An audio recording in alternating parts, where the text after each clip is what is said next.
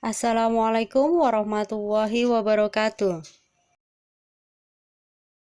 Sekarang kita masuk ke materi kehidupan masyarakat pada masa Islam.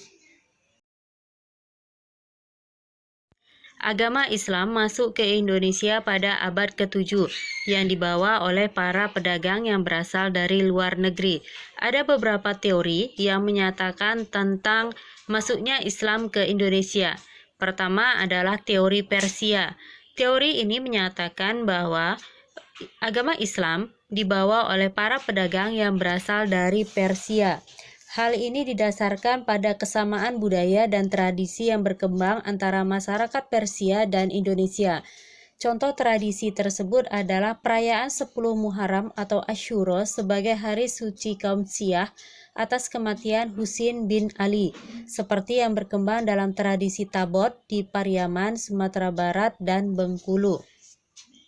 Selanjutnya ada teori Arab yang menyatakan bahwa agama Islam dibawa oleh para pedagang yang berasal dari Arab atau dari Mekah.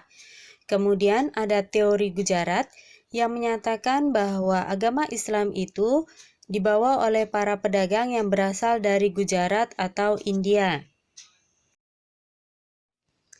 Cara penyebaran agama Islam di Indonesia dilakukan melalui 4 cara. Pertama, melalui perdagangan. Kemudian melalui perkawinan, yaitu menikah dengan orang-orang Indonesia, sehingga orang-orang Indonesia yang sudah dinikahi kemudian menganut agama Islam. Kemudian melalui pendidikan, yaitu membuat sekolah-sekolah yang bernuansa Islam seperti pesantren. Kemudian melalui kesenian. Pengaruh Islam terhadap masyarakat Indonesia bisa dilihat pertama di bidang politik. Sebelum Islam masuk Indonesia, sudah berkembang kerajaan Hindu-Buddha. Nah, kerajaan tersebut kemudian mengalami kemunduran dan digantikan perannya oleh kerajaan Islam. Pada masa Islam, konsep kerajaan berubah menjadi kesultanan.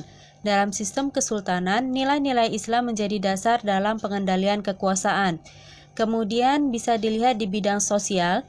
Nah, pada masa Hindu-Buddha terjadi perbedaan yang tegas antara kelompok masyarakat. Perbedaan ini disebut dengan sistem kasta. Nah, sistem ini membedakan masyarakat menjadi golongan Brahmana, Ksatria, Waisya, dan Sudra. Setelah Islam masuk, sistem kasta menjadi pudar karena ajaran Islam tidak menerapkan sistem kasta. Kemudian bisa dilihat di bidang agama. Nah, setelah Islam masuk, maka banyak masyarakat Indonesia yang kemudian menganut agama Islam.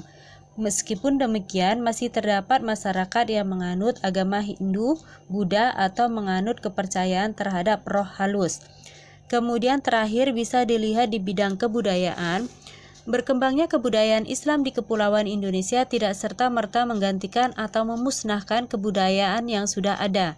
Kebudayaan Islam mengakomodasi kebudayaan yang sudah ada, tentunya dengan modifikasi dan penyesuaian agar tetap sesuai dengan ajaran Islam. Sampai di sini dulu materi kita hari ini. Terima kasih. Wassalamualaikum warahmatullahi wabarakatuh.